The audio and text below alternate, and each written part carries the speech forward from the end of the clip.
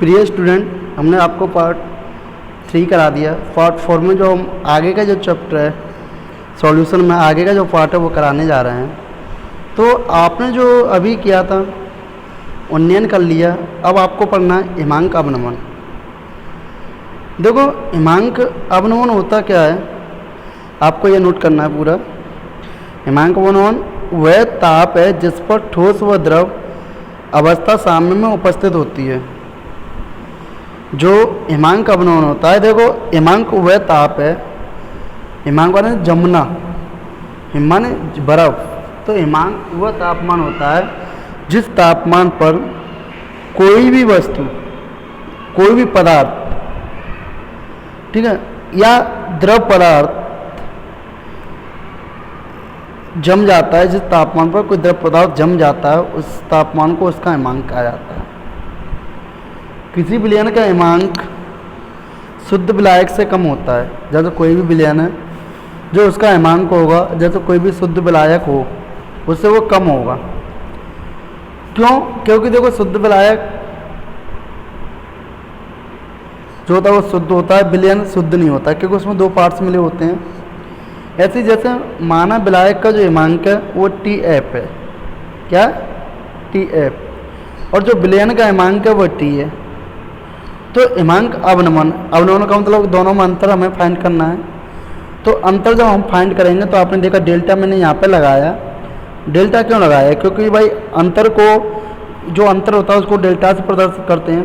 तो delta TF is equal to TF minus का T। भाई जो हिमांक विलायक का जो हिमांक है उसमें से विलयन के हिमांक को घटा देंगे। अतः विलायक के हिमांक व विलयन के हिमांक का जो अंतर है, जो विलायक का हिमांक हुआ और विलयन के हिमांक हुआ, दोनों का जो अंतर होगा उसे बोला जाएगा हिमांक अवनमन। क्या बोला जाएगा? हिमांक अवनमन। ओके। उसके बाद देखो ये मैंने ग्राफ आपको दर्शाया है, ये आपको ग्राफ नोट करना है। यहाँ से देखो वाष्प दाब अवनमन व हिमांक अवनमन में संबंध बता रहा है। ये ग्राफ है, इधर को इधर हिमांक चल रहा है, ऊपर वाष्प दाब चल रहा है। तो PS P0। ओके, ये ओनली आपको बनाना है चित्र, उसमें समझना है। अगर नहीं समझ में आता है तो आप पूछ सकते हैं, इसमें ज़्यादा कुछ नहीं है। उसके बाद देखो विलय के अणुभार की गणना, और विलय का अणुभार गणना करनी है हमें। हिमांक अवनमन में विलय के अणुभार की गणना करनी है। तो देखो विलय के अणुभार की गणना ये भी नोट करना है। तो इसमें क्या करना है, किसी विलयन का जो हिमांक अवनमन होता है, जो उसका हिमांक अवनमन होगा वो मूललता के समानुपाती होगा। किसी विलय का अणुभार की जो गणना हम कर रहे हैं तो उसके विलयन का जो हिमांक अवनमन होगा वो क्या होगा? मूललता के समानुपाती होगा। तो देखो जो हिमांक अवनमन हमने डेल्टा TF माना, तो डेल्टा TF समानुपाती मूललता। ओके। अब देखो यहाँ पे समानुपाती के चिन्ह को हटाएंगे तो कौन नियतांक लेना पड़ेगा। तो delta TF is equal to KF cross मूललता, ये हमने माना। तो KF इजकल टू मोलल अवनमन स्थिरांक, जो KF क्या है यहाँ पे? मोलल अवनमन स्थिरांक है। तो एक मोलल विलयन के हिमांक अवनमन स्थिरांक कहलाता है। एक मोलल विलयन का हिमांक अवनमन मोलल अवनमन स्थिरांक कहलाता है। ओके, ये स्थिरांक है तो मोलल अवनमन स्थिरांक हो गया, नहीं हो गया? तो देखो डेल्टा TF, ओके, देखो ये डेल्टा TF है। डेल्टा TF जैसे देखो डेल्टा TF है इजकल टू KF देखो यहाँ पे KF है इंटू मूललता बोल रहा है ना वो, तो मूललता MA/WA इंटू 1000/MB। और देखो यहाँ पर WA, भाई अणुभार की गणना करनी है ना, तो W विलय का अणुभार WA is equal to KF, WA को हम इधर ले गए तो KF इधर जाएगा, नहीं जाएगा? KF into MA into 100 upon delta TF, भाई TF नीचे चला गया, MB। ओके। और देखो WA इजकल टू, ये तो हमने आपको बताई है, अभी बताया। अब देखो क्वेश्चन कैसे आता है, जैसे क्वेश्चन लिखा हुआ है यहाँ पर न्यूमेरिकल में नहीं लिखा। 45 ग्राम एथिलीन ग्लाइकोल को 600 ग्राम जल में घोला गया तो विलयन की हिमांक गणना कीजिए। देखो नोट यहाँ पे जो KF दे रखा है वो 1.86 kg मोल नंबर से दे रखा है।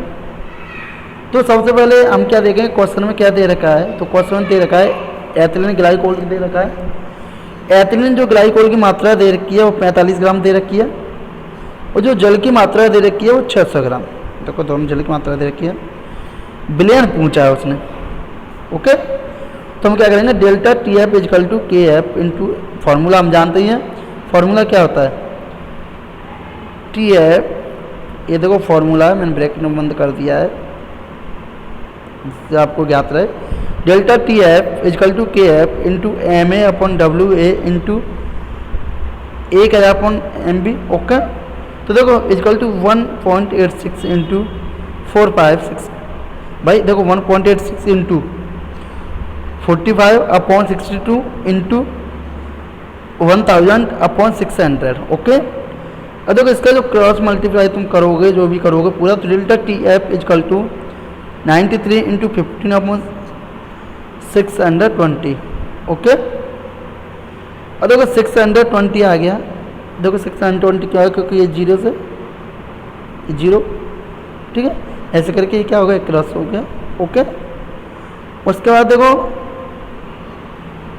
जो हमारा आया था यहाँ पे देखो 93। Okay, delta T F is equal to 93 upon 15, 93 into 15 upon 620। तो देखो यहाँ पे तुम क्या करोगे, 93, अब देखो 93 इंटू 15 अपॉन 62। ओके, अब इसको से वो कर दो, देखो 15 से हो गया जाएगा तुम्हारा 4, नहीं ऐसा करो, छोड़ो ऐसे नहीं,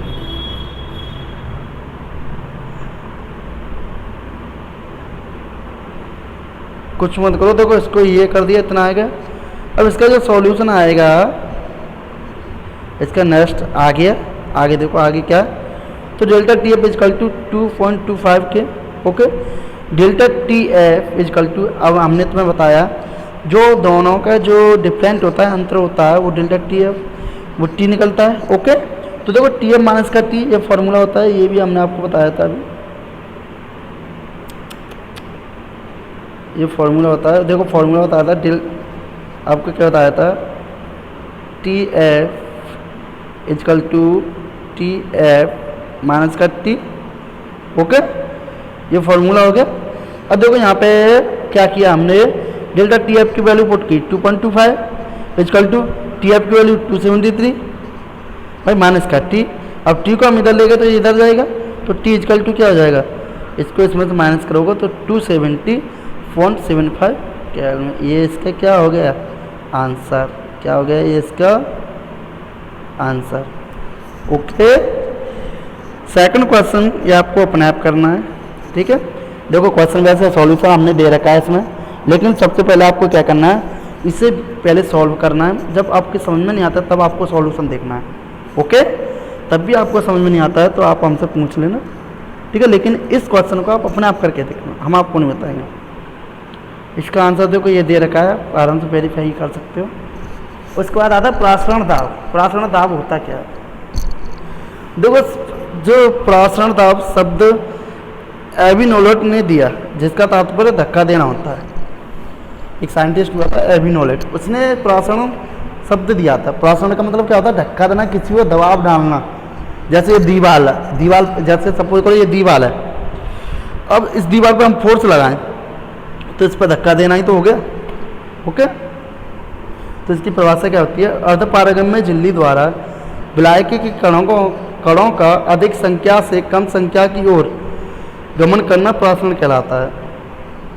जैसे अर्धपारगम्य झिल्ली क्या होती है, जो छोटे छोटे छिद्र होते हैं, अर्धपारगम्य झिल्ली से किसी कोई भी विलायक के कण हो, उसकी संख्या ज़्यादा है तो वो क्या ज़्यादा संख्या से कम संख्या की ओर जाएंगे, तो बराबर करेंगे, लेवल करेंगे। तो जब वो कम संख्या की तरफ जाते हैं तो वो परासरण कहलाता है। क्या कहलाता है, परासरण। ओके, या दूसरे शब्दों में हम कह सकते हैं अर्धपारगम्य झिल्ली द्वारा विलायक के कणों का कम सांद्रता से अधिक सांद्रता की ओर जाना। क्या कहते हैं, अधिक सांद्रता की ओर गमन करना, अधिक सांद्रता की ओर गमन परासरण कहलाता है। ओके,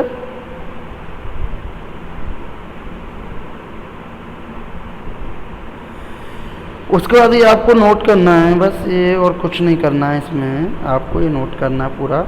उसके बाद जो आपको हेडिंग बनानी है प्रतिलोम परासरण। देखो प्रतिलोम परासरण क्या होता है, ये परासरण के विपरीत क्रिया होती है। ये क्या होता है, उसका अपोजिट होता है। देखो प्रतिलोम मान क्या होता है, उल्टा, तो ये क्या होता है, उसका अपोजिट होता है। ठीक है, अब इसमें क्या होता है, यह परासरण के विपरीत क्रिया होती है जिसमें दाब लगाकर विलायक के कणों के गमन को कम संख्या से अधिक संख्या की ओर किया जाता है। वो क्या हो रही थी, अधिक संख्या से कम संख्या की ओर हो रहा था परासरण। ये क्या हो रहा है, कम संख्या से अधिक संख्या की ओर, जैसे समुद्री जल के विलवणीकरण में। ओके, देखो अब इसमें क्या है, जो परासरण दाब होता है उसका फॉर्मूला हमें प्रूव करना है। तो सबसे पहले देखो आदर्श गैस समीकरण से। तो आदर्श गैस समीकरण क्या होता है, P V is equal to N R T. Okay, अब देखो एन आर टी है, पी भाई देखो आदर्श गैस समीकरण हो गए, लेकिन परासरण दाब की बात चल रही है तो परासरण दाब को पाई से लिखते हैं, तो pi V is equal to N R T. Okay, अब यहाँ पे तुम पाई की वैल्यू निकालोगे तो ये v क्या इसके नीचे चला जाएगा, तो क्या हो जाएगा एन आर टी, क्या हो जाएगा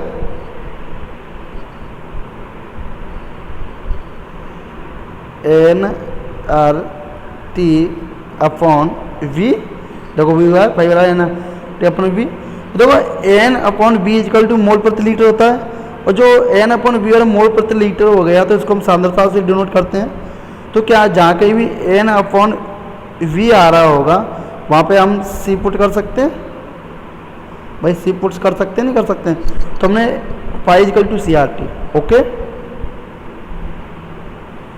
उसके बाद अब देखो यहाँ पे आपने क्या किया है, pi is equal to C R T. उसका देखो N is equal to W upon M होता है, भाई एन भाई मोल हो गई, मोल क्या हो गई, मात्रा हो गई, अपॉन डब्ल्यू अणुभार हो गया। तो पाई इजकल टू, भाई देखो एन की वैल्यू पुट कर दो यहाँ पे M R T upon W भी, क्योंकि देखो भाई N is equal to N is equal to M upon W यहाँ पे तुम पुट करोगे, तो पुट करने के बाद क्या होगा, इस वैल्यू को हमने यहाँ पे पुट कर दिया।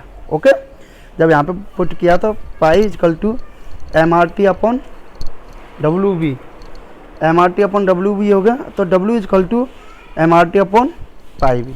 ओके, ये इसका क्या निकला है, सॉल्यूशन निकला है। क्या निकला है, सॉल्यूशन। तो देखो क्वेश्चन कैसे बनेगा, जैसे क्वेश्चन बनेगा इसका 200 cm³ आयतन में 1.26 ग्राम प्रोटीन का 300 केल्विन ताप पर मोलर द्रव्यमान बताइए यदि विलयन का पार्श्व दाब इतना है। ओके, और देखो आर की जो वैल्यू है, आर इजिकल टू तुम जानते ही हो, क्योंकि आर की वैल्यू हमें याद रखनी है। आर की वैल्यू देखो यहाँ पे दे रखी है, तो क्या है आर की वैल्यू हमें नोट करनी है, याद रखनी है। ओके, आगे यदि याद नहीं है तो नोट कर लेना, आगे याद रखनी है, आगे ऐसे क्वेश्चन आएंगे। ठीक है, तो यहाँ पे क्या हुआ है, उसने पूरा क्वेश्चन दे रखा है। तो सबसे पहले हम क्वेश्चन में देखेंगे क्वेश्चन में दे क्या रखा है।